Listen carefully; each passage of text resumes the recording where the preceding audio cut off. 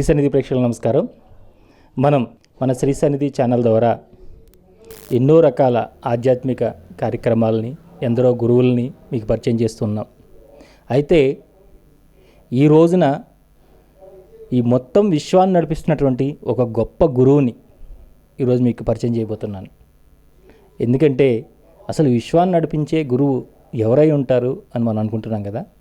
ఈ విశ్వం మొత్తం నడవడానికి గురువు గోమాత. గోమాత ఎక్కడైతే పూజింపబడుతుందో, ఎక్కడైతే గోమాత నడయాడుతుందో అక్కడ మాత్రమే సుభిక్షంగా ఉంటుంది.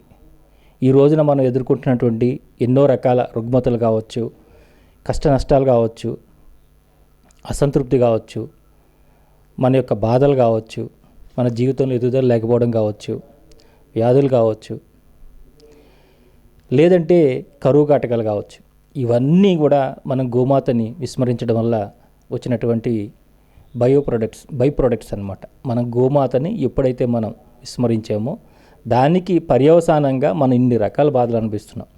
మరి అలాంటి గోమాతల్ని సంరక్షిస్తూ ఎందరో గుప్త యోగులు యొక్క ఆశీర్వాదంతో గత 25 సంవత్సరాలుగా ఈ గోమాతల సంరక్షణలో తన జీవితాన్ని పూర్తిగా అంకితం చేసి వాటికి ఎనలేని సేవలు చేస్తూ వాటి ద్వారా ఎన్నో రకాల, అంటే ఒక గోమాతని మనం రక్షించుకుంటే వాటి నుంచి మనం ఎంతసేపు గోపాలు, గోక్షీరం గురించి కాకుండా గోమూత్రము, గోమయంతోనే కాకుండా అసలు గోమయంతో ఎన్ని రకాల ప్రొడక్ట్స్ చేసుకోవచ్చు, మనం ఎంత సహజ సిద్ధంగా పూర్తి ప్రకృతిని సంరక్షిస్తూ ఏ విధంగా మనం తీర్చిదిద్దుకోవచ్చు. ఒక కుటుంబానికి ఒక ఆవు ఉంటే ఆ కుటుంబం అంతా కూడా ఎంత గొప్పగా జీవించగలుగుతుంది. ఇలాంటి ఎన్నో విషయాల మీద పరిశోధన చేసినటువంటి కుప్ప శ్రీనివాస ప్రసాద్ గారు మరి ఈరోజు వారిని అడిగి వారి జీవిత విశేషాలని, ఆవుని గోవుగా ఏ విధంగా మలుచుకోవాలి, ఎలా చూడాలి, మన యొక్క దృష్టి ఏ విధంగా మారాలి అనే విషయాలని మనం ఈరోజు తెలుసుకుందాం. నమస్కారం గురుగారు. నమస్తే అండి. నమస్తే.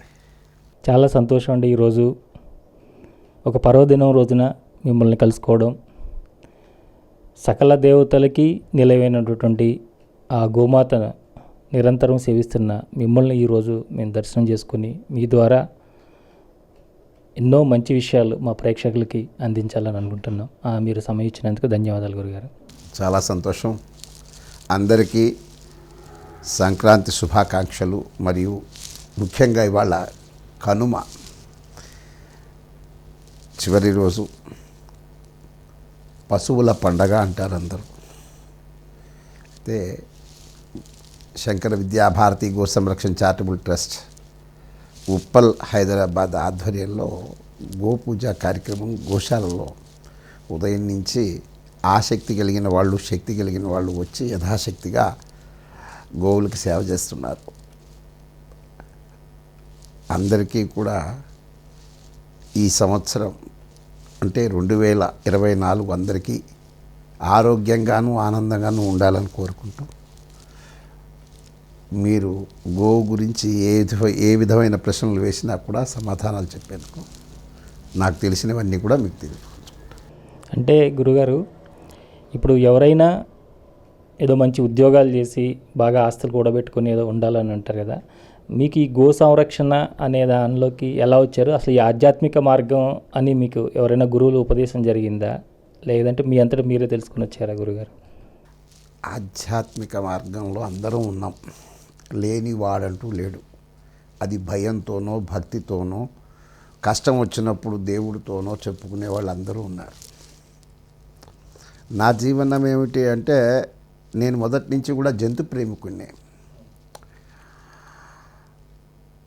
జంతు ప్రేమ ఉండటం వలన అన్ని రకాల జంతువుల్ని పెంచుతూ, ఒక 20 సంవత్సరాల క్రితం ఒక గోమాతను మనకి ఇవ్వటం మొదలుపెట్టారు. ఇచ్చిన తర్వాత గోవు ద్వారా దాంతో సాంగత్యం చేస్తూ నేను తెలుసుకున్నది ఏంటంటే, గోవుల్ని కబేళాకు తరలిస్తున్నారు. అదేంటిది, గోవు కబేళాకు తరలించి వాటిని నాశనం చేసే, ఎందుకు పుట్టించే శక్తి లేనప్పుడు వాటిని చంపే శక్తి మనకి, అధికారం కానీ హక్కు కానీ మనకి లేదు. అటువంటిది గోవుల్ని ఈ విధంగా చేయటం అధర్మం అని అనిపించి గోరక్షణ కర్తవ్యంగా చేస్తూ ఒక 20 సంవత్సరాలుగా ఆధ్యాత్మికం అనను కానీ ఆవుతో ఉన్నాను. ఎందుకంటే గోవు ధర్మస్వరూపం, కాస్మిక్ ఎనర్జీ సెంటర్. ఇవాళ ఇన్ని గోవులు నాకు బీబీ నగర్లో ఒక 30 ఎకరాల్లో ఒక 250 ఆవులు ఉన్నాయి, ఇక్కడ ఒక 30 ఆవులు ఉన్నాయి. ఇవన్నిటినీ నేను వ్యక్తిని, శక్తిని గాను.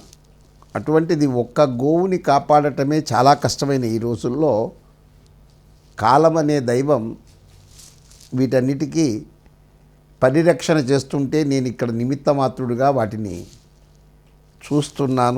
చేస్తున్నానని మీరు అనుకుంటున్నారు, చూస్తున్నానని నేను అనుకుంటున్నాను. ఆ విధంగా గోవుల్ని నేను బేసికల్గా కెమికల్ ఇంజనీరింగ్ చదువుకుని మెడ్రాస్లో చదువుకున్నా. ప్రతి జీవికి కూడా ఒక డెస్టినేషన్ ఉంటుంది, వాడు వచ్చిన పర్పస్ కోసం వస్తాడు. ఆ పర్పస్ ఏమిటో ఈ గోసేవ నాకు ఎన్నో జన్మల సుకృతంగా నాకు ఆపాదింపబడింది. సో దీనిలో ఆనందాన్ని అనుభవిస్తూ జీవనాన్ని కొనసాగిస్తున్నాను. అంటే ఇప్పుడు వృద్ధాశ్రమాలు అనేవి అసలే ఉండకూడదు, మానవులకే ఉండకూడదు అనుకున్నప్పుడు గో వృద్ధాశ్రమం అంటే ఏంటి గురుగారు? అంటే పాలు ఇవ్వని ఆవుల గురించేనా లేకపోతే ఏంటండి?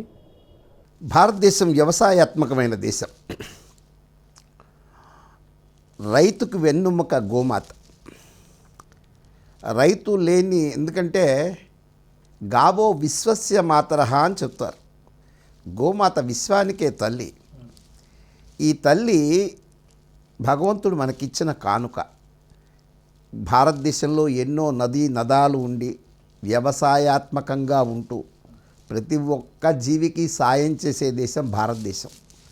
అటువంటి దేశానికి వెన్నుముకగా ఉన్న గోమాత అటు ఆంగ్లేయుల పరిపాలనలో కానీ ముస్లింల పరిపాలనలో కానీ వధింపబడి, ముఖ్యంగా మన్ని గౌరవించిన వారు ఎవరైనా ఉన్నారు అంటే ముస్లిమ్సే గౌరవించారు.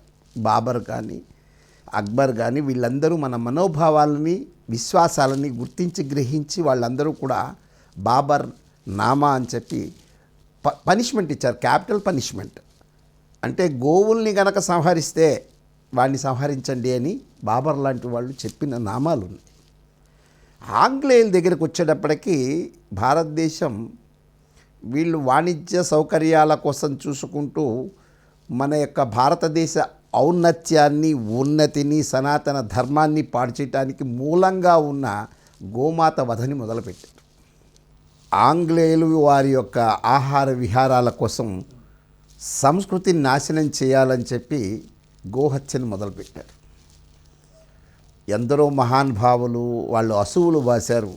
భారతదేశంలో 1857లో ప్రథమ స్వాతంత్ర పోరాటం మంగళ్ పాండే అనే ఒక సైనికుడి ద్వారా మొదలైన భారతదేశానికి స్వతంత్రం కావాలి అనే దానికి నాంది వాక్యం పలికింది గోమాత. అటువంటి గోమాత కోసం కోకా సింగ్ లాంటి వాళ్ళు, ఆర్య సమాజ స్థాపకుడు స్వామి దయానంద సరస్వతి లాంటి వాళ్ళు కొన్ని లక్షల గోశాలలు పెట్టి గోవుల్ని రక్షిస్తూ భారతదేశం యొక్క సంస్కృతి అంతా కూడా గోవుతో మిళితమైంది. ఇది వ్యవసాయాత్మకమైన దేశము. భూమి బాగుంటేనే, భూమి బాగోవాలి అంటే గోమాత ఉండాలి. ఎందుకు అలా ఉండాలి అని కనుక ప్రశ్న వేసుకుంటే ఇది భూగోళం. భూ అంటే భూమాత, గో అంటే గోమాత. గోమాత లేని భూమాత గందరగోళం అయిపోతుందని గ్రహించిన వాళ్ళందరూ కూడా గోవుల్ని ఎక్కువగా కాపాడటం మొదలుపెట్టారు. భారతదేశంలో ఉండే దేశీయ ఆవులకి గంగడోలు ఉంటుంది, మోపురం ఉంటుంది, సూర్యకేతునాడి అని ఉండి విశ్వంలో ఉండే విశ్వశక్తిని తీసుకుని దానిలో కెరిటిన్ అనే ఒక రసాయనిక పదార్థాన్ని తయారు చేసుకుని దాని తద్వారా విశ్వంలో, అంటే ఆవు మూత్రంలో బంగారం ఉందని ఈ మధ్యన గుర్తించడం కాదు, మహర్షులు ఎప్పుడో గుర్తించారు. అది మన శరీరాన్ని వజ్రకాయంగా తయారు చేస్తుంది, మేధస్సును పెంచుతుంది, సాత్విక గుణాన్ని ఇస్తుంది, వ్యవసాయాత్మకమైన భారతదేశానికి ఎరువుగా ఉండి పంటల్ని వృద్ధి చేస్తుంది అనే ఒక దీంతో మొదలైన సంగ్రామానికి ఈ రోజుకి అలాగే నడుస్తుంది చరిత్రవణంగా. అయితే గో వృద్ధం అంటే రైతుల దగ్గరే గోవులు ఉండేవి, ప్రతి గ్రామంలోనూ గోవులు ఉండేది. గాంధీ గారు చివరిలో చనిపోతూ తెల్లవారితే గాడ్సే గారు చంపుతారనగా ఇండియన్ కాంగ్రెస్కు ఒక లెటర్ రాశారు ఆయన. ఆ లెటర్లో ఏమని రాశారంటే, ప్రతి గ్రామంలోనూ గోశాలను నిర్మించండి, దీన్ని అటానమస్ బాడీని చేయండి, అటానమస్ బాడీని చేసి గోరక్షణ చేస్తేనే మనం స్వాతంత్రాన్ని సంపాదించిన వాళ్ళం అవుతాం, లేకపోతే మనం కోల్పోయిన వాళ్ళం అవుతామని చివరిగా రాసిన లెటరు ఈ రోజుకి మన తల్లిదండ్రులు కానీ తాతలు కానీ చివరిగా కోరిన కోరికల్ని మనవాళ్ళు నెరవేరుస్తారు. కానీ మన దౌర్భాగ్యం, మన భారతదేశం యొక్క దౌర్భాగ్యం, రూపాయి కాయంలో ఆయన ముసిముసి నవ్వులు కనపడుతున్నాయి కానీ ఆయన చివరి కోరికను తీర్చలేని దుస్థితిలో భారత ఆవని ఉంటుంది. ఎందుకనంటే నేను చూస్తున్న గత 20 సంవత్సరాలుగా చాలా మార్పులు, గోవు మీద ప్రేమ వాత్సల్యాలు, అది భయంతో కూడిన భక్తి టన్నులు ఉన్నా కూడా ఎవరో చేతులు చూసి రేఖలు చూసి ఈ ఆవులకి పెట్టండి అంటే గోవుల దగ్గరికి వస్తున్నారు. కానీ గోసేవ అంటే గోవింద సేవ అని గుర్తించలేకపోతున్నారు. సెక్యులర్ అనే ఒక గుడ్డ అడ్డం పెట్టుకుని మనోభావాల్ని, ఇది ధర్మం అండి. గోవు అనేది ఒక మతానికి, ప్రాంతానికి, కులానికి చెందింది కాదు, మానవత్వానికి చెందింది. మానవుడు యొక్క లక్ష్యం, అంతిమ లక్ష్యం ఎలా ఉంటుంది అంటే ఆనందము, ఆరోగ్యము, ఇవే కోరుకుంటాడు, అంతకన్నా వేరేదేం కోరుకోడు. ఈ రెండు గోమాత ఇవ్వగలదు. గోవు యొక్క పంచగవ్యాల ద్వారా ఆరోగ్యాన్ని కాపాడగలుగుతుంది. దాని దగ్గర మనం చెరిస్తే, గోచారం చేస్తే గ్రహచారం కూడా మిమ్మల్ని ఏమి చేయలేదు. అంటే ఇవాళ సైన్స్ చెప్తున్న విషయం ఏంటంటే, ఎవరైనా ఇవాళ మనకి భారతదేశంలో ఆరోగ్య భారతావని, అనారోగ్య భారతావనిగా మారటానికి గల కారణం మన ఆహారం. ఈ ఆహారానికి మనం వాడుతున్న ఎరువులన్నీ కూడా కెమికల్స్, దాని మీద వేస్తున్న ఇవన్నీ కూడా పెస్టిసైడ్స్ అన్నీ కూడా కెమికల్సే. అందుమూలానే మన భారతదేశంలో ఏ సందులో చూసినా గుడులు లేకపోవచ్చేమో కానీ మల్టీ సూపర్ స్పెషాలిటీ హాస్పిటల్ లేకుండా లేవు. అది రకరకాల హాస్పిటల్స్ తయారైనాయి. కాలికి, వేలికి, కనీసం బొచ్చు పెరగట్లేదని కూడా హాస్పిటల్కి వెళ్ళేవాళ్ళు ఉన్నారు. సంతానం కలగట్లేదని పోయే దరిద్రానికి వచ్చేసాం. అంటే వాతావరణాన్ని, ప్రకృతిని సర్వనాశనం చేసేసి ఇవాళ కరోనా మహమ్మారి వచ్చిందని బాధపడ్డాం. కానీ ఈ ప్రకృతిని మీరు నాశనం చేస్తే ప్రకృతి దాన్ని బ్యాలెన్స్ చేసుకుంటోంది. ఎందుకంటే ప్లాస్టిక్ వేసి ఎన్ని వందల సంవత్సరాలైనా డికంపోజ్ కాదు. ప్లాస్టర్ ఆఫ్ ప్యారిస్ పెట్టి అసలే ఇన్ని నదులు ఉండి నీళ్లు కొనుక్కు తాగే దౌర్భాగ్య స్థితికి భారతదేశం ఎప్పుడైతే దిగజారిపోయిందో, ఇవాళ ఎవరైనా సరే మనం ఎప్పుడూ కూడా ప్రభుత్వాన్ని అడగం, స్వామి మా ఇంటికి నీళ్ళు రావట్లేదని అడుగుతాం. కానీ నీళ్ళు అమ్ముతున్నారేం స్వామి, మేము ఇన్ని నదులుండి ఎందుకు తాగుతున్నాము, భారతదేశంలో మేము పుట్టామా, ఇన్ని నదులు ఉన్నాయా, ఆ నీరన్నీ ఏమవుతున్నాయనే ప్రశ్నించే గొంతు లేదు ఈ రోజుకి. ప్లాస్టిక్ బాటిల్లో తాగటం, తాగింది పారేయటం, పారేసింది భూమిలోకి పోయి భూమి యొక్క ఉష్ణోగ్రత తాపాలు పెరిగిపోయి దానిలో మొక్కలు మొలవకుండా భూమిలో ఉండవలసిన ఆర్గానిక్ కంటెంట్ ఏదైతే ఉంటుందో 6% ఉండాలి, 0.6% ఉంది. రాబోయే 20 సంవత్సరాల్లో ఆహార ఉత్పత్తి కూడా భూమి నుంచి కూడా జరగకుండా ఆకలి కేకలతో, అడ్డుబాంబులతో చావరు, ఆకలి కేకలతో చచ్చే మార్గాలు దగ్గరకు వస్తున్నాయి. దీనికి భూమిని సారం చేయగలిగితే ఒక గోమాత, భూమిని ఒక ఆవు, కనీసం 10 ఎకరాలకి ఒక ఆవు సస్యశ్యామలం చేయగలుగుతుంది. కాబట్టి గోవుని కాపాడుకోవటం అనేది నైతిక బాధ్యత, అంతేగాని ప్రభుత్వాల బాధ్యత కాదు. ఎన్ని మార్గాలు ఉన్నాయి. ఇవాళ ఆవుని చంపకూడదు అంటే అది ఆవు కాదు ఎద్దు అని చెప్పి ఆవునే తీసుకెళ్ళి చంపేంత తెలివితేటలు మనకు ఉన్నాయి. ఎందుకంటే లా అబైడింగ్ పీపుల్గా లేవు, లా అవాయిడింగ్ పీపుల్గా ఉన్నాం. కాబట్టి మనం చట్టాన్ని చేతుల్లోకి తీసుకుని మనకు కావలసిన విధంగా చేస్తూ, ఇవి అయ్యా మీరే అడగచ్చు, ఆవుల్ని ఎందుకు చంపుతున్నారు స్వామి ఇలాగా. ఆవు బతికుంటే విలువ కట్టలేం, ఆవు చచ్చిపోతే విలువ కట్టచ్చు. ఇవాళ ఆడవాళ్ళు రాసుకుంటున్న లిప్స్టిక్లకి దాని రక్తంతో తయారు చేస్తారు. మనం ధరించే బెల్ట్లని, చెప్పులు వాటికి చర్మంగా ఉపయోగిస్తున్నారు. ఆవు రక్తాన్ని గర్భిణీ స్త్రీలకి బ్లడ్ తక్కువగా ఉంటే ట్యాబ్లెట్ల రూపంలో ఇస్తున్నారు. ఆ ఎముకల్లో నూనె తీసేసి ఆ నూనెని వంటలకి మనకిస్తున్నారు. ఆ ఎముకల్ని పొడి చేసి మనం తోముకునే దంతమంజంలో ఈ పౌడర్లోను పేస్టుల్లోనూ మనకు తయారు చేస్తున్నారు. అంటే మన తల్లిని చంపి ఆ ఆహారాన్ని, ఆ వస్తువుల్ని మళ్ళీ మన మీదే పెట్టి డబ్బు సంపాదించే మార్గాలు అన్వేషించారు. ఆరోగ్యం కన్నా ఆమ్దని మిన్న అనే ఒక ఆలోచన ఎప్పుడైతే మనిషిలో ప్రకోపించిందో దాని మూలాన నైతిక విలువలకి మనం త్రిలోదకాలు వదిలేసాం. నైతికంగా బతకాలి అంటే ఆహారం బాగుంటే ఆలోచన బాగుంటుంది, ఆలోచన బాగుంటే ఆచారం బాగుంటుంది, సంస్కృతి బాగుంటుంది. దానికి మూలము వచ్చి గోమాత. ఎందుకంటే సాధు జంతువు, అది క్రూర జంతువు కాదు, క్రూర జంతువు అంతకన్నా కాదు, క్రూర జంతువు కాదు, క్రూర జంతువు కాదు. అటువంటి సౌమ్యంగా ఉండి సత్వగుణాన్ని మనలో చేసి మేధస్సుని కూడా అది ప్రకోపింపచేస్తుంది. కాబట్టి అటువంటి గోమాతని వైభవాన్ని ఎంత చెప్పుకున్నా, ఎలా చెప్పుకున్నా, ఇవాళ ప్రతి నైతిక విలువ ఉన్న ప్రతి మనిషి కూడా తల్లిదండ్రుల్ని వృద్ధాశ్రమాలకు పంపకూడదు. గోవుల్ని రక్షించడానికి లేదు, పరోక్షంగా అయినా కానీ రక్షిస్తున్న వాళ్ళకి సహాయం చేస్తూ కనీసం ఒక నెలలో మనం గోశాలకు వెళ్ళి గోవులతో ఉందాము. ఎందుకంటే ఇవాళ డిప్రెషన్ ఎక్స్ప్రెషన్ లేదు, ఇవాళ రేడియేషన్లో బతుకుతున్నాం. ఈ రేడియేషను మనం వాడే సెల్ దగ్గర నుంచి, మనం వాడే కంప్యూటర్స్ దగ్గర నుంచి, టీవీ దగ్గర నుంచి, ఫ్రిడ్జ్ల దగ్గర నుంచి అంతా రేడియేషనే. ఈ రేడియేషన్లో ఏమవుతున్నాము అంటే ఇరిటేషను, యాజిటేషన్ అయిపోయి ప్రపంచంలో ఏ యూనివర్సిటీకి వెళ్లకుండా 2 డిగ్రీలు అయితే సంపాదిస్తున్నాం. మొదటిది బీపీ, రెండవది షుగర్. ఏ యూనివర్సిటీకి వెళ్ళక్కల్లా, ఇంట్లో ఉంటే చాలు అవే వచ్చేస్తాయి. 2 డిగ్రీలు ఆటోమేటిక్గా సర్టిఫికేట్ తెచ్చుకోవచ్చు. దీనికి గోలీమార్ బతుకు. ఉదయంగా లేవంగానే ఒక ట్యాబ్లెట్, సాయంకాలంకి ఇంకో ట్యాబ్లెట్, ఈ గోలీమార్ బతుకు. ఈ గోలీమార్ బతుకు బతకకుండా ఉండాలి అంటే గోవు యొక్క ఉత్పాదనలతో ఎన్నో రకాల మందుల్ని, ఆయుర్వేదం అనేది అమ్మలాంటిది. వేదాలు 4 వేదాలున్నా 5వ వేదం ఆయుర్వేదం. ఆయుష్ని ఆవుతో మిళితం చేసి ఏ విధంగా రక్షించుకోవచ్చు.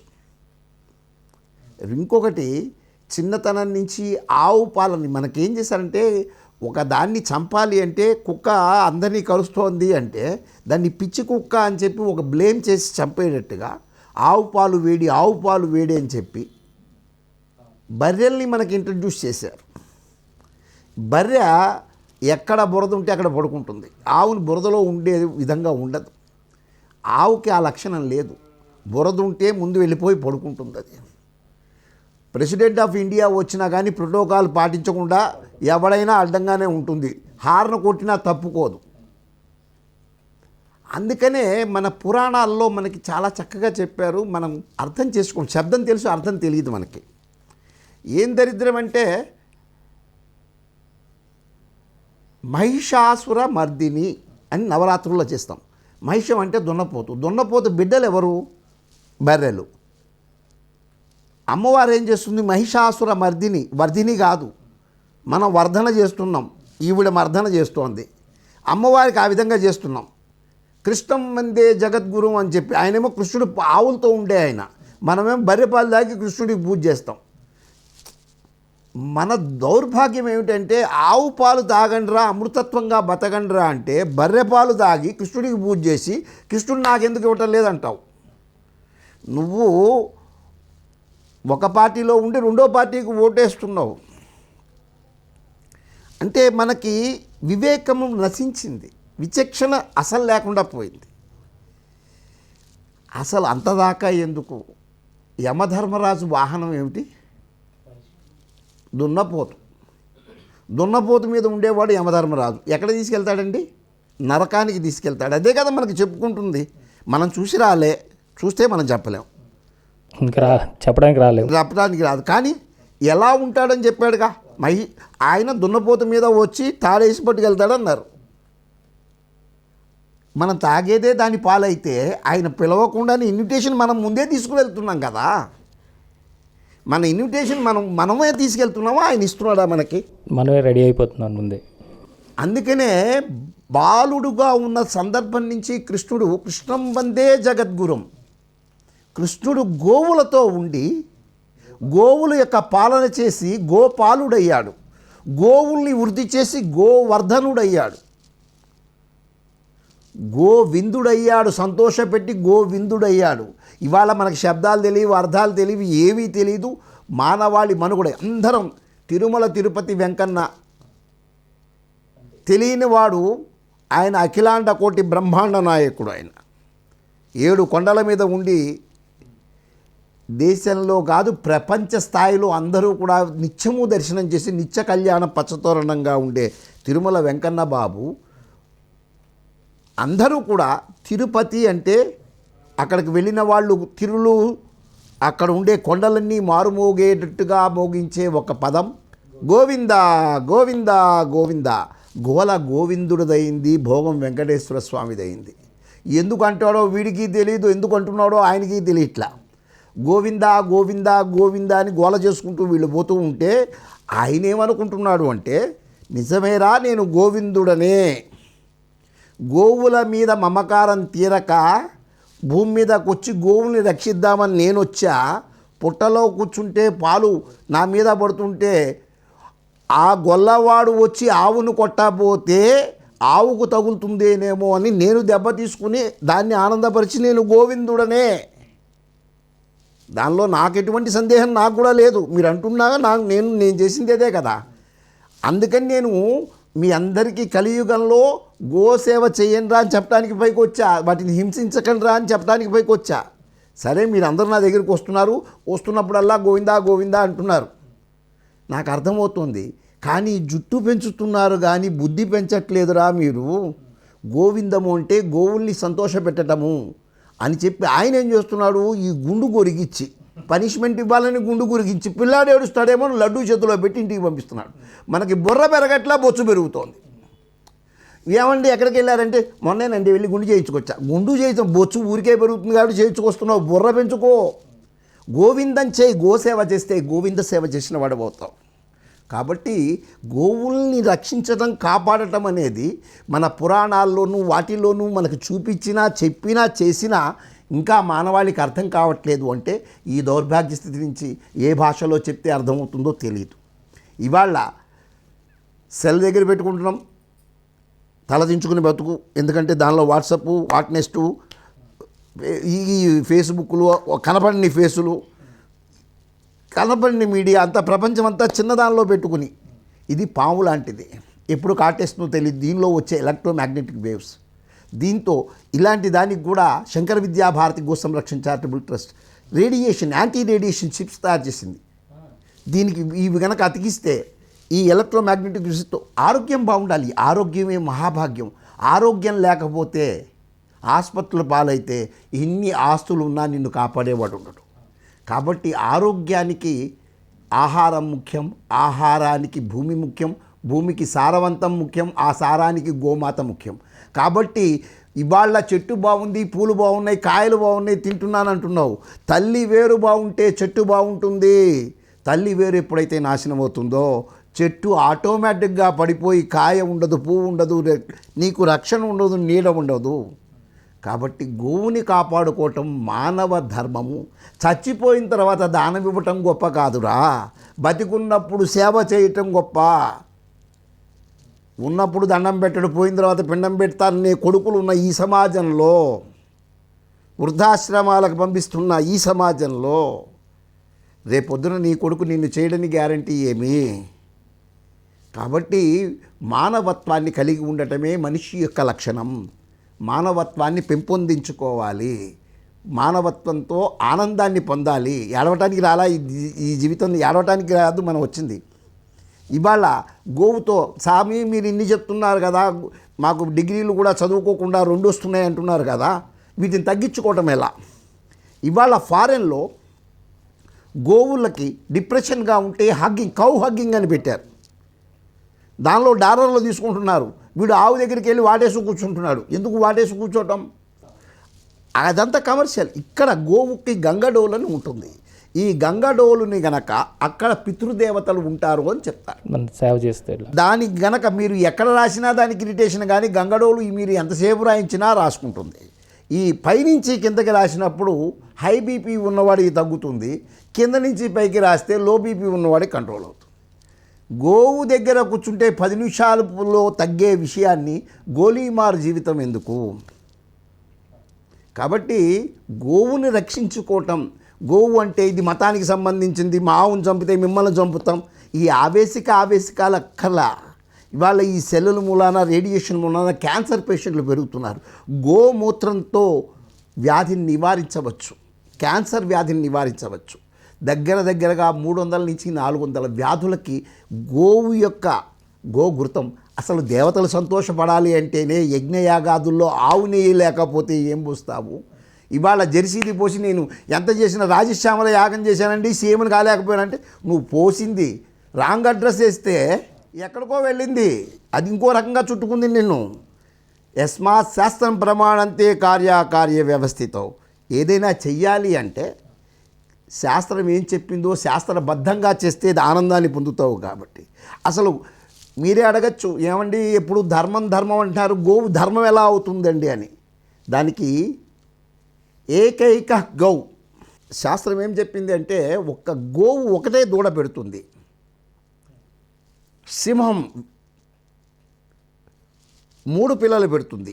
వ్యాఘ్ర పులి 5 పిల్లలు పెడుతుంది.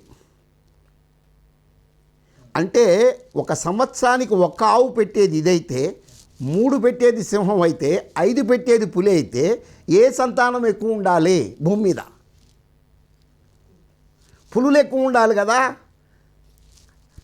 అధర్మ నష్ట సంతానం ధర్మ సంతాన వర్ధన అన్నాడు. అంటే ఇదంతా అధర్మం. అంటే తల్లి ఆకలేస్తే ఏది దొరకకపోతే పిల్లని తినేస్తుంది. ఇది అధర్మం.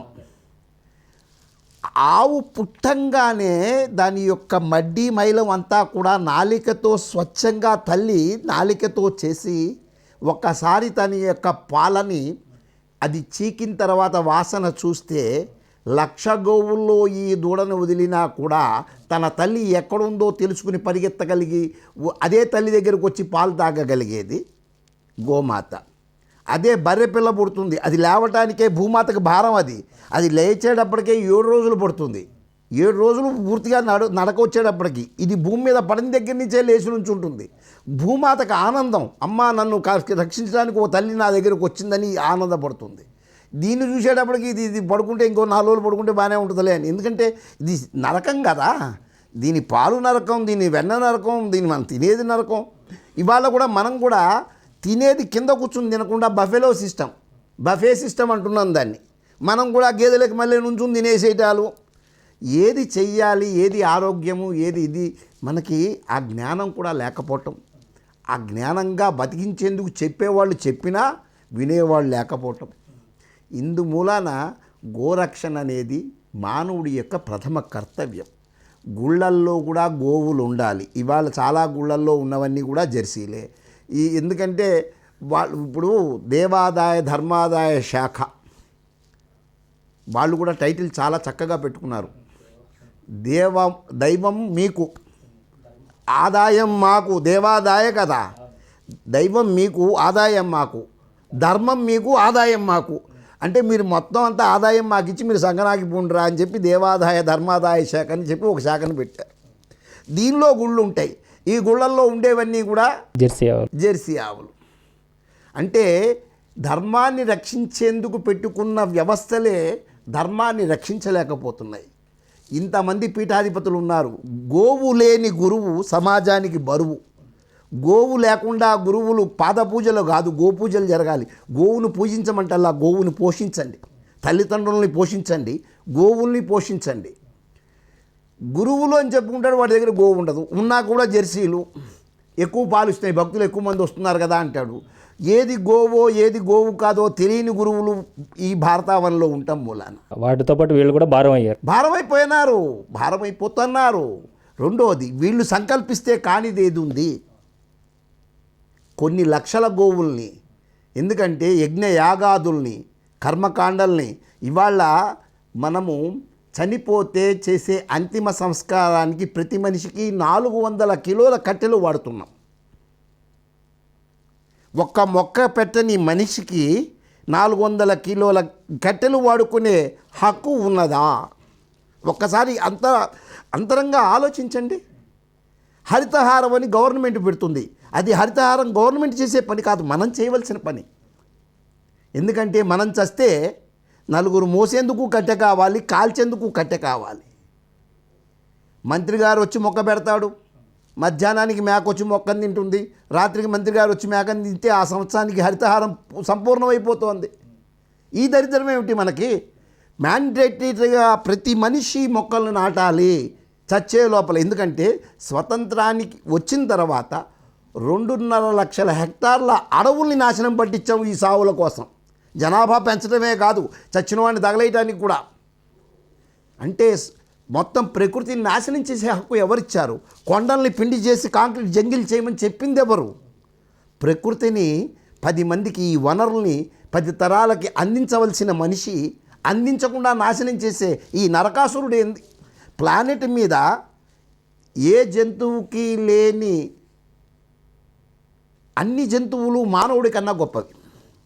అధమంగా అంటే నేనే గొప్పవాడిని చెప్పుకునే మానవుడే అధముడు. ఏ పక్షికి దానికి గూడు అవసరంలా, ఈ కొమ్మ అవసరంలా, సెక్యూరిటీ అవసరంలా, దాని బతుకు అది బతుకుతోంది. విశ్వాసంగా బతుకుతుంది, బతికినంతసేపు బ్రహ్మాండంగా బతుకుతుంది.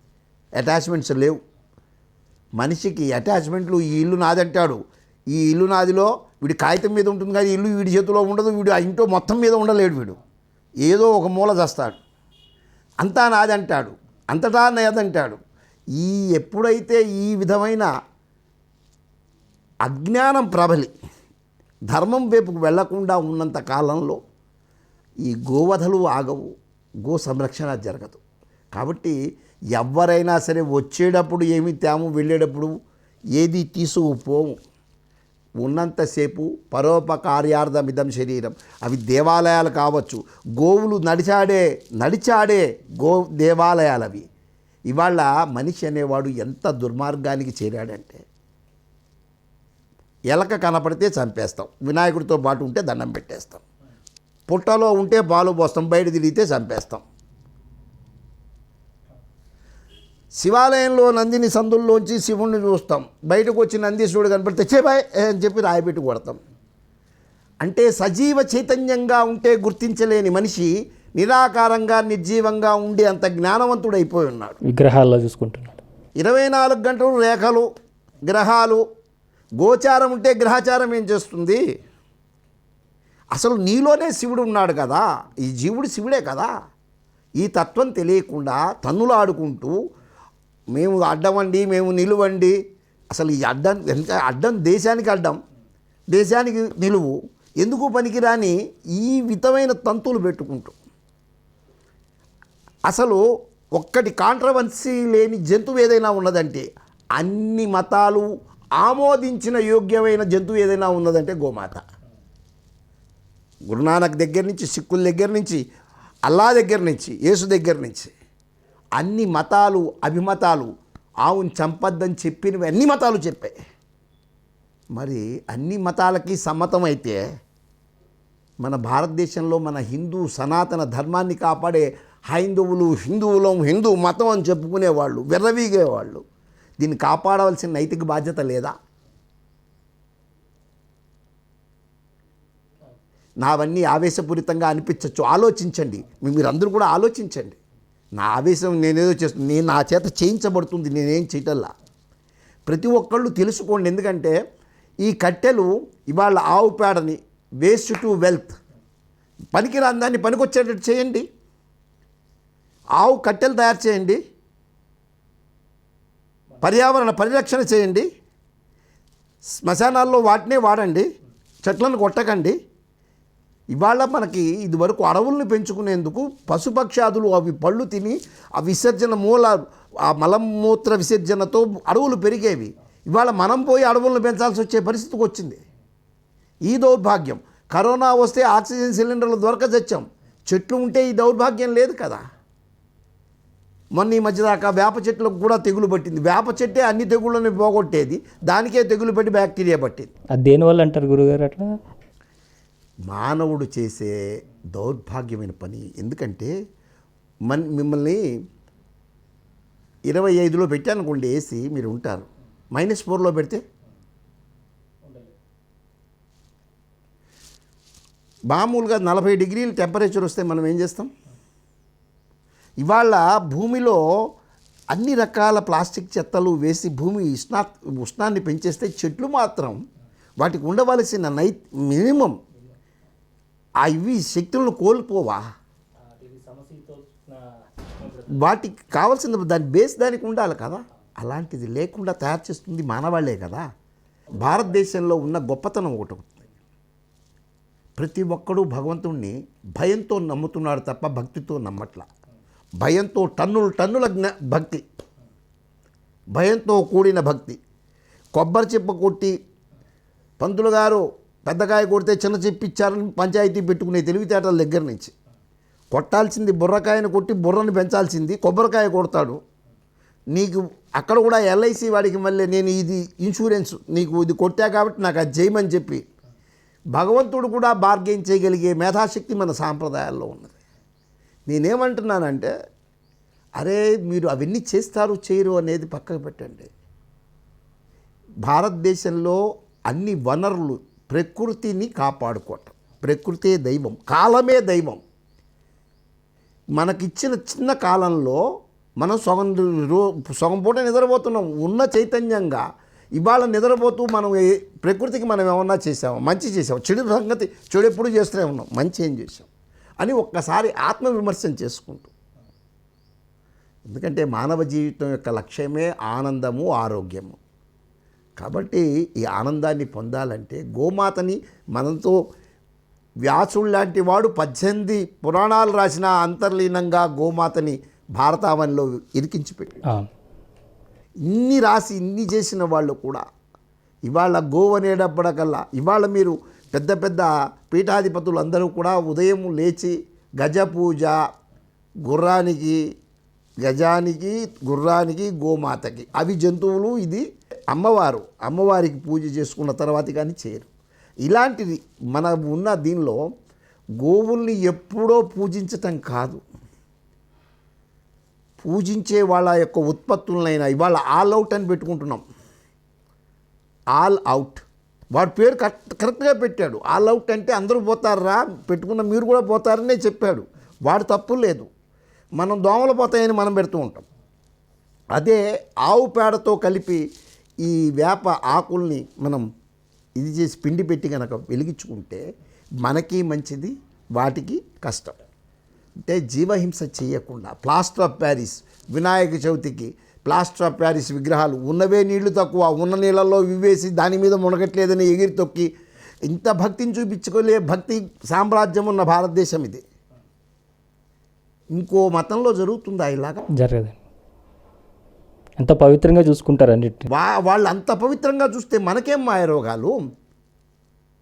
మట్టితో చేయవచ్చు, ఆవు పేడతో చేయవచ్చు. ఆవు పేడతో చేస్తే ఎఫెక్టివ్ మైక్రో ఆర్గానిజమ్స్. దీని నుంచి అంటే పండగ అంటే అన్ని జీవరాశులకి ఆనందం కలగాలి. దీని నుంచి వెలువడిన బ్యాక్టీరియా లోపల ఉండే జీవులకు ఆహారం అవుతుంది, నీరు ప్యూరిఫై అవుతుంది, భూమి సస్యశ్యామలం అవుతుంది. ఇది కదా జరగాల్సింది. రకరకాల రంగులు వేసి ఆ విగ్రహాలను తొక్కేసి తొన్నేసి నీళ్ళలోంచి తర్వాత తీసి బయటపడేసి వేసేటప్పుడు భక్తి, తీసేటప్పుడు రెక్లెస్నెస్.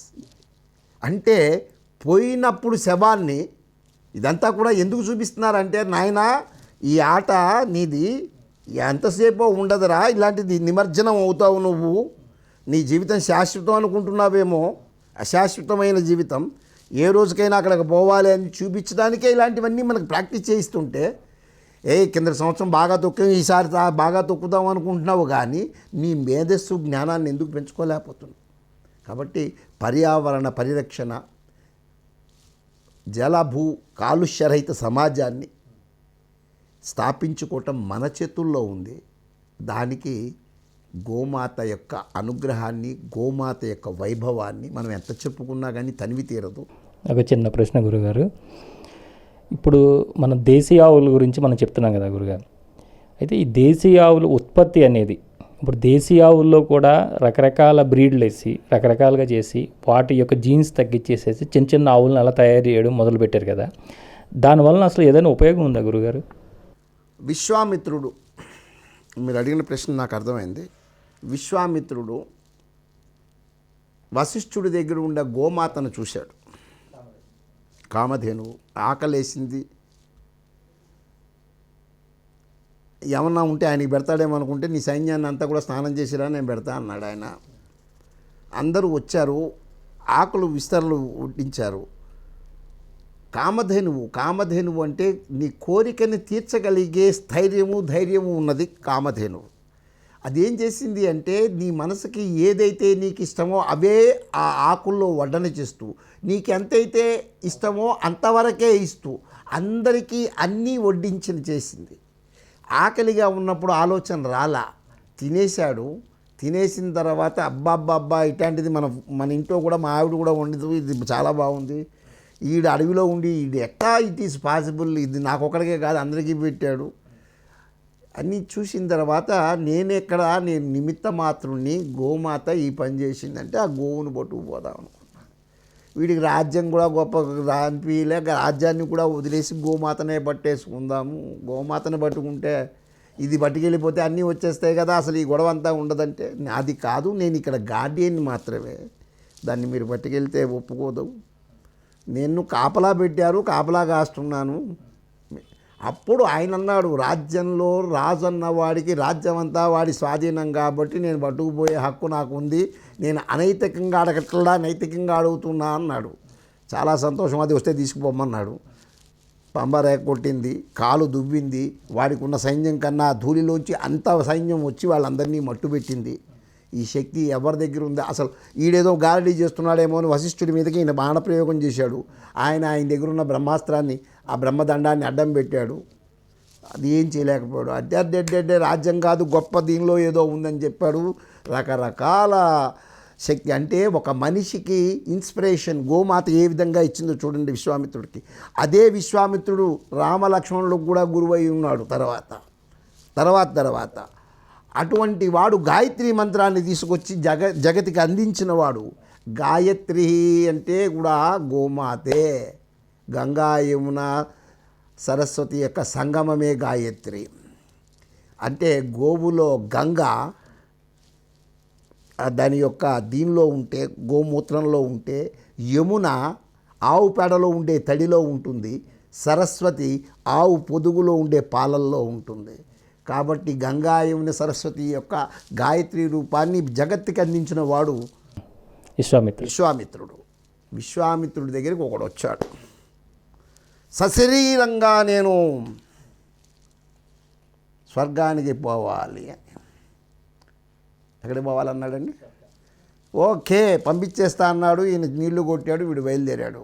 పైకి వస్తుంటే ఇంద్రుడు చూశాడు వాడిని. అక్కడ చూసి, వీడెవడరా సశరీరంతో వస్తున్నాడు, ఎవడైనా వస్తే స్వర్గానికి కానీ నరకానికి కానీ ఎలా రావాలి? ఆత్మరూపంలో రావాలి కానీ దేహ రూపంలో రాకూడదని చెప్పి వాడు అక్కడి నుంచి అన్నీ తగిలేశాడు. వాడు కింద పడుతున్నాడు.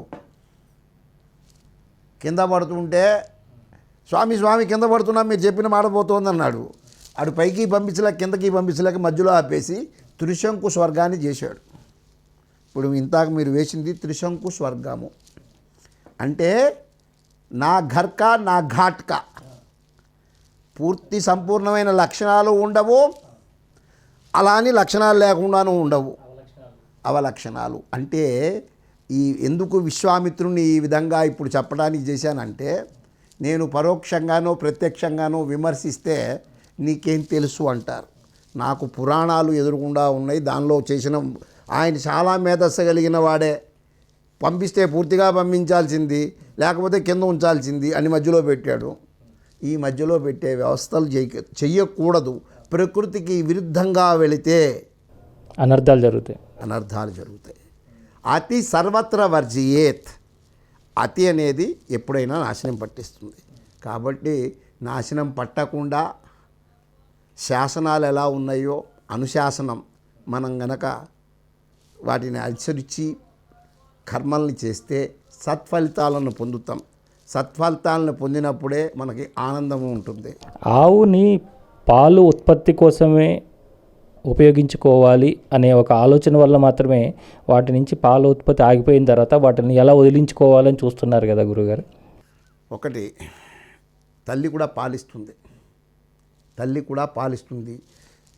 9 నెలలు కడుపులో పెట్టుకుని బయటికి తీసుకుని సంవత్సరం పాటు పాలిచ్చి మళ్ళీ వదిలిస్తుంది. వీడు అన్నం తినడానికి చిన్నగా అన్నప్రసం చేసిన తర్వాత అన్నం తినేసిన తర్వాత తల్లితో పని లేదని వీడు విచ్చలవిడిగా తిరగలేడు కదా. మానవ జీవితంలో కూడా ఇదే కదా జరుగుతున్నది. ఇదేంటంటే ఇది తల్లి అయిపోయింది. మాట ఉంది కాబట్టి మాట అంటుంది. ఆ తల్లికి మాట లేదు కాబట్టి వీడు తన యొక్క సౌఖ్యానికి ఉపయోగించుకునే సాధనంగా చూశాడే తప్ప తల్లి తర్వాత తల్లి. మనము అందరం కూడా చదువుకున్న వాళ్ళమే కదా. కొనే రోజుల నుంచి కొనే రోజులు వచ్చినాయి. చదువుకుంటున్నారు డిగ్రీలన్నీ కూడా. అందరూ పలకాబలపం ఉన్నవాళ్లే కదా. వీళ్ళు నేర్చుకున్న వాళ్ళే కదా. ఆ అంటే అమ్మ అని తెలుసు కదా, ఆ అంటే ఆవు అని తెలుసు కదా, ఈ అంటే ఇల్లు అని తెలుసు కదా, ఈ అంటే ఈశ్వరుడు అని తెలుసు కదా. ఈ 4 మాటల్లోనే జీవితార్థాన్ని చెప్పారు. అమ్మ సత్యం రా, ఆ సత్యం లేకపోతే భూమి మీదకి నువ్వు రావు. తండ్రి నమ్మకం. ఈ తల్లి ఇదిగో నాన్న అడుగో అంటే తల్లి చెప్పింది కాబట్టి, సత్యం చెప్పింది కాబట్టి తండ్రిని నమ్మకంగా నమ్ముతున్నాడు. ఆ విధంగా భూమి మీదకి వస్తున్నాడు మానవుడు. వచ్చిన తర్వాత తల్లి లాంటిది ఆవు అని చెప్పారు. ఇది గోమాతరా, నాకు నిజంగా నా దగ్గర కూడా పాలు ఇవ్వకపోతే ఆ తల్లే నీకు ఇచ్చి పెంచుతుందిరా.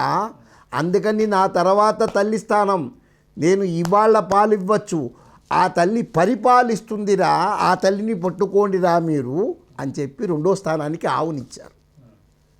అరే మరి ఇల్లు గడవాలన్నా దాన్ని సాధనంగా పట్టుకో, ఇల్లు గడుస్తుంది.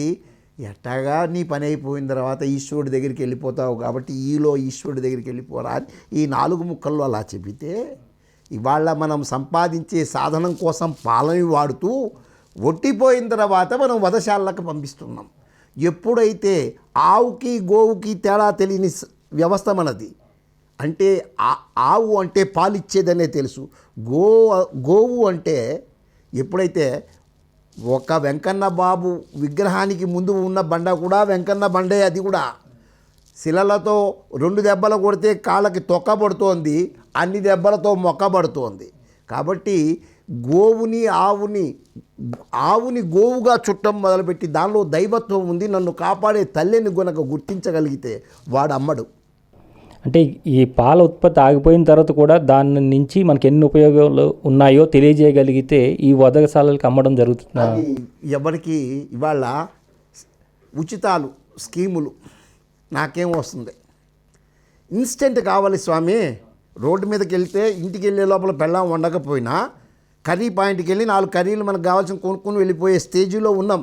ఒళ్ళు వంచి పనిచేసే స్టేజీలో లేం. ఎవడో నోట్లోకి తెచ్చి స్పూన్లో పెడితే తింటాం. మన ఆయు ప్రమాణాలు ఎందుకు తగ్గిపోతున్నాయి, మనం మేధస్సును ఎందుకు దెబ్బతింటున్నాము, ఆరోగ్యాలు ఎందుకు తిని ఇన్ని మల్టీ సూపర్ స్పెషాలిటీ హాస్పిటల్ ఎందుకు వస్తున్నాయి అంటే మన యొక్క నిర్లిప్తత, సిగ్గులేనితనం మనకి.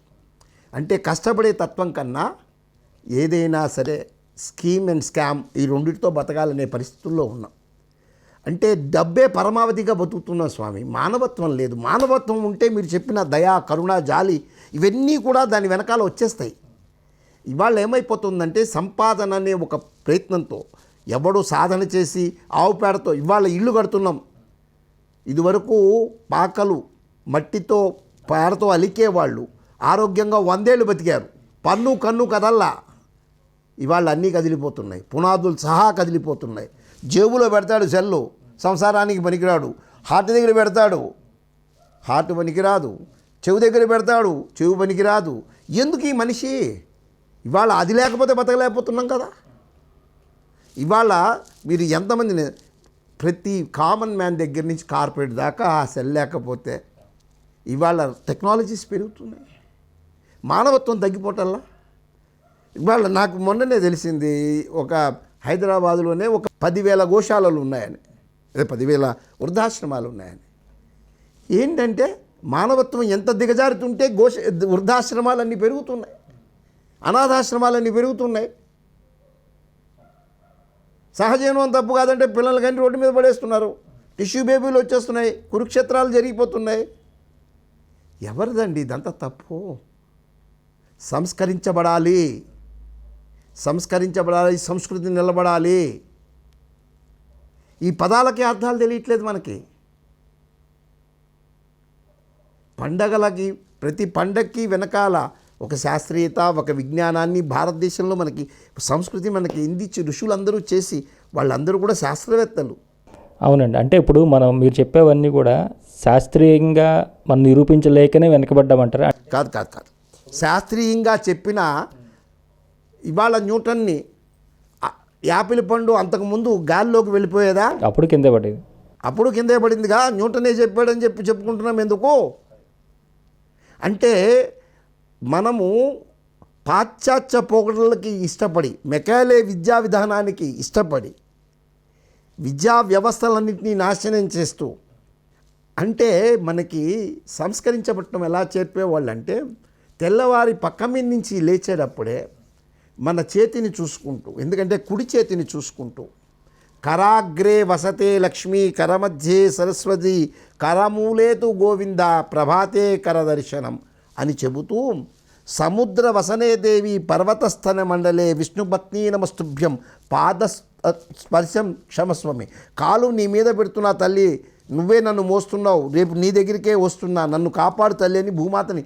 అంటే మర్యాద, మంచి గౌరవం, అవతల వాళ్ళకి ఇవ్వవలసినవన్నీ కూడా ఒక సంస్కరించబడ్డాయి.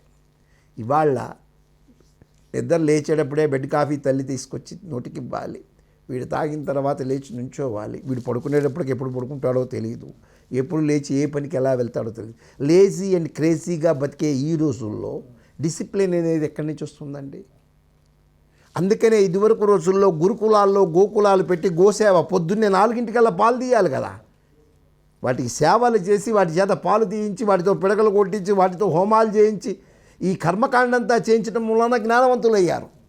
ఇవాళ భగవద్గీత అంటేనే భయపడే పరిస్థితి ఉంది, ఎవరు చచ్చిపోయారు అనే పరిస్థితి. జ్ఞానగీత మామూలుగా అంతకన్నా పర్సనాలిటీ డెవలప్మెంట్ ఇంకోటి లేదు. మరి ఆ గీతనే భయపడేంత స్థాయిలో ఉన్నామంటే, ఈ వ్యవస్థ అంతా మనం చేసుకుంటున్న స్వయంకృతం, కానీ ఎవడో వచ్చి మనం నాశనం చేయటం. ఇప్పుడు ఈ ఆక్సిజన్ తీసుకుని ఆక్సిజన్ విడుదల చేస్తుంది అనే దానికి శాస్త్రీయ ప్రమాణం ఉన్నది. అంటే చాలామంది అది లేదు అని చెప్తుంటారు కదా, అది ఎలా మనం ప్రూవ్ చేయాలి గురుగారు? ఒకటండి, దేవుడు ఉన్నాడా లేడా అంటే, మీరు మీ ఎలక్ట్రానిక్ మీడియాలోనే చాలామంది దేవుడు ఉన్నాడా లేడా, అసలు నువ్వు ఉన్నావా లేదా అనేది ఎప్పుడైనా మనం ఆలోచించామా? మనం పడుకుని నిద్రపోతాం, తెల్లారపడి లేస్తాం, ఆ రోజు కళలు కూడా లేకుండా చాలా తెలియలేదే, రాత్రి వచ్చినట్టుగా వర్షం పడినట్టు కూడా తెలియలేదే, వాడు దొంగతనం చేసినట్టుగా కూడా తెలియలేదే, అలా నిద్రపోయానే అనుకుంటాం కదా. అప్పుడు నువ్వు ఉన్నావా? లేవు. లేకుండా ఉంటే మరి లేచావుగా. అంటే నీ యొక్క శక్తి ఒక చోటకి కేంద్రీకృతమై నిగూఢమై నిర్గూఢమై, అంటే లోపలికి వెళ్ళిపోయి ఒక ప్రశాంత వాతావరణంలో ఉండి మళ్ళీ చైతన్య స్ఫూర్తిపై మళ్ళీ వస్తున్నావు. ఆ చైతన్యానికి లోపల ఒకడు ఉన్నాడు కదా మిమ్మల్ని మానిటర్ చేసేవాడు. ఇంత దాన్ని అక్కడికి వెళ్ళి దాన్ని తిప్పలా, మీరు ఇక్కడ ఒక రిమోట్ నొక్కితే అది పనిచేసింది. అలాగే లోపల ఒకడు పనిచేయించేవాడు, ఈ లోపల నుంచి పైన రిమోట్ చేసేవాడు ఒకడు ఉన్నాడు కదా. వాడు చేయకపోతే ఇవాళ సంక్రాంతి అని చెప్పి మీ ఇంటికి వచ్చి ఎవడైనా రాశాడా? మీకు తెలియదా ఇవాళ సంక్రాంతి అని? కనుమ రోజు అని తెలీదా? కనుమ రోజు మినుము తినవాలని తెలీదా?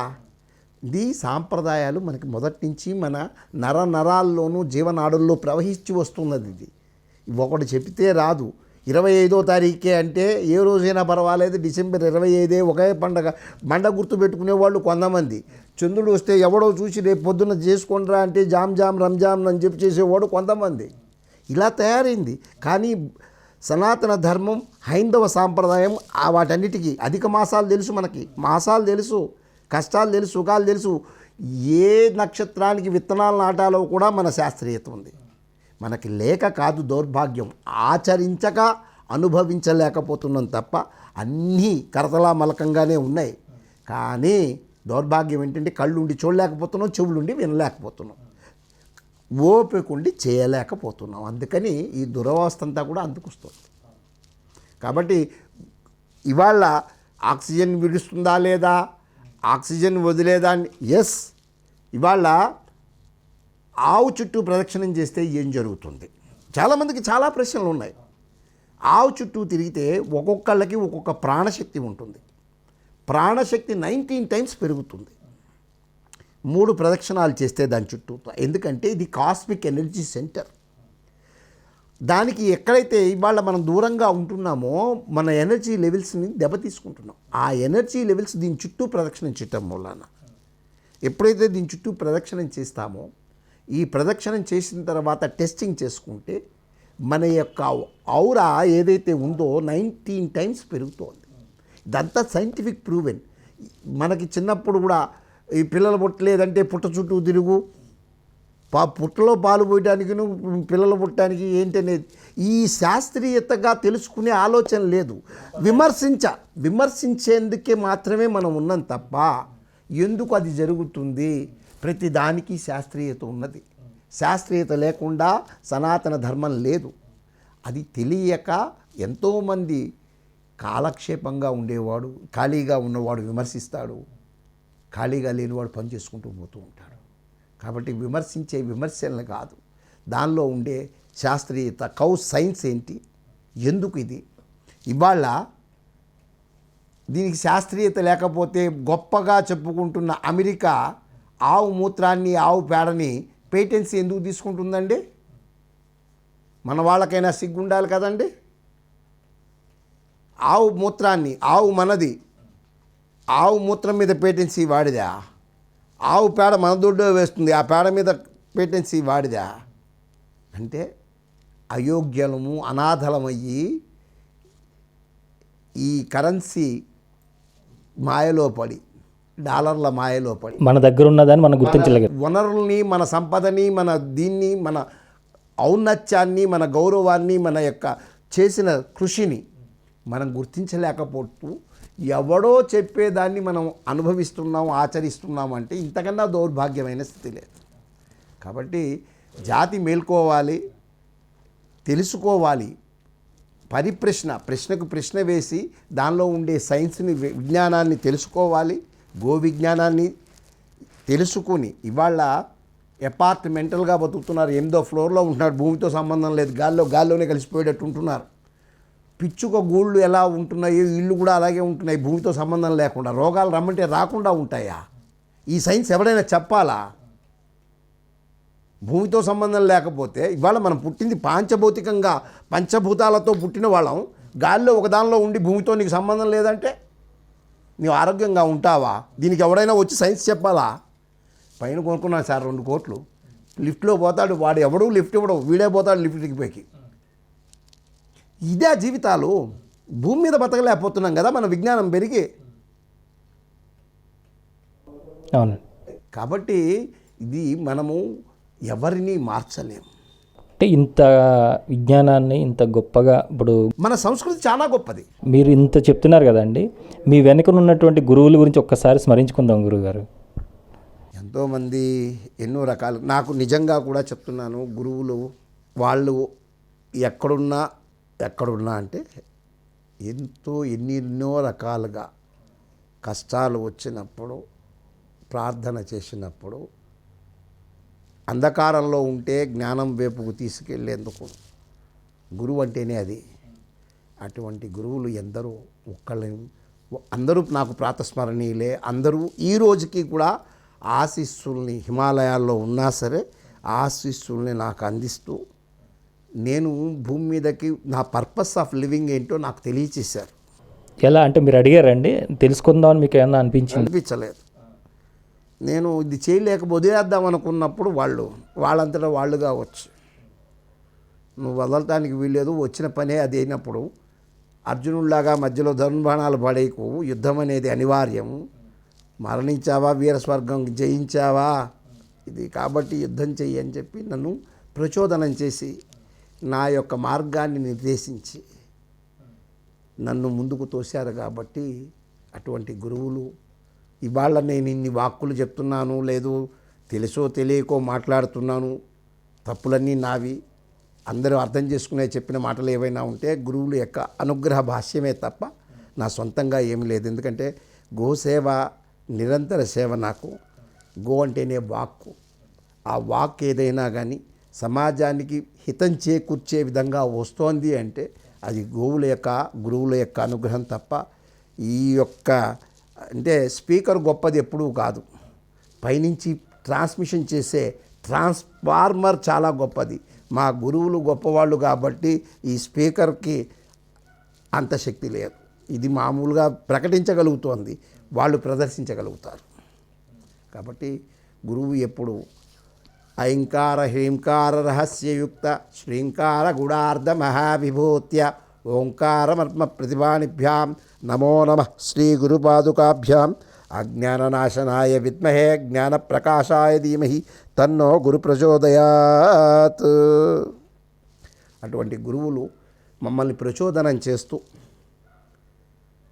లక్ష్యానికి దగ్గరగా తీసుకెళ్ళటానికి మాకు వాళ్ళు సంపూర్ణ ఆశీస్సులు ఇస్తున్నారు. కాబట్టి గోమాత బాగుండాలి, భూమాత బాగుండాలి, గోసేవయే గోవింద సేవ కావాలి. గోమాతకు మా ఉన్నంతసేపు మన అండ ఉండాలి.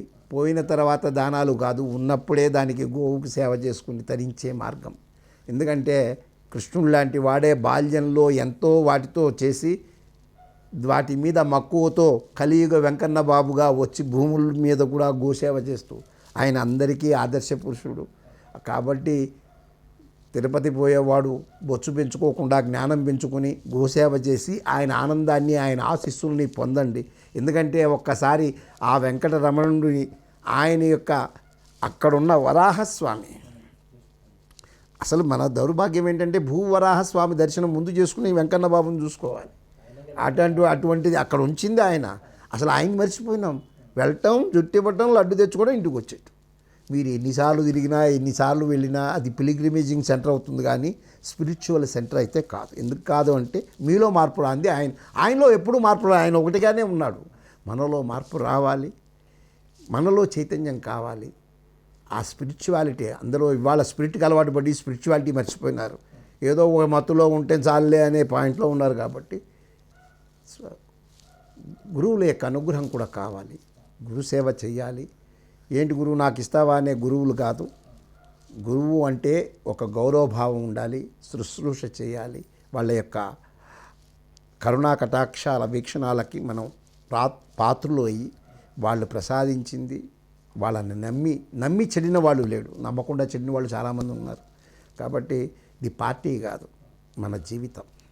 పార్టీ అంటే ఎలక్షన్ అంటే 5 ఏళ్లకే, ఇది మనకి 100 ఏళ్ల జీవితం.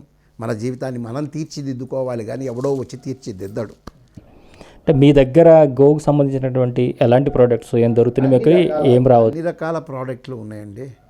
అంటే మనకి దీపావళికి కావాల్సిన దీపాలు, వినాయక చవితికి, ప్రతి పండక్కి సంబంధించిన వస్తువులు, నిత్యం ఆరాధన చేసుకునేందుకు కావాల్సిన అగరబత్తుల దగ్గర నుంచి మనం రాత్రి పడుకునేటప్పుడు చేతులతో కొట్టుకోకుండా ఉండే మచ్చర్ బత్తీల దాకా, తర్వాత రేడియేషన్కి సెల్ పెట్టుకునేందుకు ఎక్కడ పెట్టుకోవాలి అంటే జేబులో పెట్టుకున్నాం, ఎక్కడ పెట్టాలనేది సెల్ ఫోన్ స్టాండ్లు, తర్వాత కూర్చుంటే మేము పూజలు చేస్తున్నామండి కానీ మాకు లగ్నం కావట్లేదండి మనసు, ఆ లగ్నం కాకుండా మీ శక్తిని భూమి గుంజుకుపోకుండా ఉండటానికి గోమయంతో చేసిన పీటలు, తర్వాత ఎప్పటికైనా భస్మం అయిపోతాం కాబట్టి రోజు నుదుటిని పెట్టుకునే భస్మాన్ని కూడా గోమయంతో చేసి ఈ అయోమయ ప్రపంచానికి గోమయమే ప్రపంచము. దీంతో ఏదైనా sky is own the limit. అంటే ఇవాళ ఆవు పేడతో అద్భుతాలు చేయవచ్చు. పిడకలు మాత్రమే కాదు, ఆవు పేడతో దుస్తులు తయారు చేయొచ్చు, ఆవు పేడతో పేపర్ తయారు చేయొచ్చు, ఆవు పేడతో రంగులు తయారు చేయవచ్చు. ఆవు పేడతో మన బళ్ళని మనం నడిపించుకోవచ్చు. ప్రభుత్వంతో పని లేకుండా బయో సిఎన్జి అని వచ్చింది. దీంతో ఎన్నో రకాలు తయారు చేసుకుని ఆనందమయ జీవితాన్ని పొందేందుకు ఆవు లేకపోతే రాముడు పుట్టడానికి దిలీపుడు ఆవుని విస్మరిస్తే మళ్ళీ గోసేవ చేసుకుని రఘువుని దగ్గర నుంచి వచ్చి రఘువంశం వచ్చి రాముడు వస్తే రాముడికి రావాలన్నా కూడా ఆయన అమృత భాండం తీసుకొచ్చి ఆ పాయసం ఇవ్వడానికి కూడా వేసిన ఆహుతులు కూడా ఆవు యొక్క నెయ్యే తప్ప వేరేది వేస్తే అగ్నిహోత్రుడు రాడు. ఎందుకంటే ఆవే అగ్నిస్వరూపం కాబట్టి, ఆ అగ్నిహోత్రుడు ఇచ్చి వచ్చిన పాయసం కాబట్టి ఇవాళ మనం రాముడు. అందుకనే మనం అందరూ లలిత పారాయణ అన్ని రకాల పారాయణలు చేస్తారు. అర్థాలు తెలియదు, శబ్దాలు తెలుసు బాగా అండి. మేము అండి రోజు గుళ్ళో కూర్చుని ఇంట్లో వంటలు చేయకుండా గుళ్ళో కూర్చుని ఏదో చేస్తున్నాం. దానిలో ప్రతి శబ్దాన్ని తీసుకుని దాని అర్థాన్ని ఆలోచిస్తే ఆనందం కలుగుతుంది. గురుమూర్తిర్ గుణనిధి గోమాత గుహజన్మబహు అని ఉపపదం. గురుమూర్తి ఎలా అవుతాడరా అంటే, గురుమూర్తి అవ్వడానికి గుణనిధి కావాలి. గుణనిధి ఎలా అవుతాడంటే గోమాతను పట్టుకుంటే వీడు గుణనిధి అయ్యి గురుమూర్తి అవుతాడు. అందుకని కృష్ణుడు లాంటి వాడు దీన్ని పట్టుకొని కృష్ణం వందే జగద్గురుం. కృష్ణుడు అనేవాడు జగద్గురు అవడానికి కారణమేమి? గోమాత. దత్తుడి వెనకాల గోవెందుకు? గృహప్రవేశం చేసేందుకు గోవెందుకు? చచ్చిపోయిన తర్వాత దానం చేసేందుకు గోవెందుకు? మానవ జీవితంతో మిళితమై ఉండి ఇవాళ ఒక అనాథగా మిగిలిపోకుండా ఉండాలి. మనం అనాథలమవుతున్నాం, అది అనాథ అవటల్లా. శక్తిని తీసుకోవటంలో నువ్వు నిశక్తుడు అవుతున్నావు. శక్తి ఎప్పుడూ శక్తే, అక్కడ ఉంటుంది ఎప్పుడు కూడా. శక్తి ఎప్పుడూ ఉంది. శక్తిని గ్రహించగలిగే శక్తిని భగవంతుడు మనందరికీ ప్రసాదించాలని, మనందరినీ ఆస్వాదించాలని, మనం అంతా జీవితాన్ని ఆనందమయం చేసుకోవాలని, ఆవుతూనే ఆనందం ఉందనేది మీ అందరికీ తెలియజేస్తూ ఈ అవకాశం ఇచ్చిన శ్రీ సన్నిధి టీవీ వారికి కృతజ్ఞతతో సెలవు తీసుకుంటున్నా. జై గోమాత. చాలా సంతోషం గురుగారు. ఇంతవరకు మనం గో సంరక్షణలో తన జీవితాన్ని అంకితం చేసినటువంటి కుప్ప శ్రీనివాస్ ప్రసాద్ గారు యొక్క ఆధ్యాత్మిక అనుభవాలు, అలాగే గో సంరక్షణకి మనందరం ఎలా కంకణబద్దులై ఉండాలి అనే విషయాన్ని మనం తెలుసుకున్నాం. అలాగే మన సనాతన ధర్మంలో ఉన్నటువంటి నిగూఢమైనటువంటి ఎన్నో రహస్యాలను కూడా తెలుసుకున్నాం. అలాగే మరొక ఎపిసోడ్లో గురువుగారిని కలుసుకొని మరిన్ని విషయాలు, అలాగే ఈ గోమయంతో చేసినటువంటి ఎన్నో రకాల ప్రొడక్ట్స్ ఇక్కడ వీరి దగ్గర అందుబాటులో ఉన్నాయి. మీకు ఎవరికైనా కావాలంటే కూడా వారిని సంప్రదించి వీటన్నిటిని కూడా మీరు తీసుకోవాలని కోరుకుంటూ మరొక ఎపిసోడ్లో మళ్ళీ కలుసుకుందాం. అంతవరకు చూడండి శ్రీ సన్నిధి టీవీ. నమస్కారం.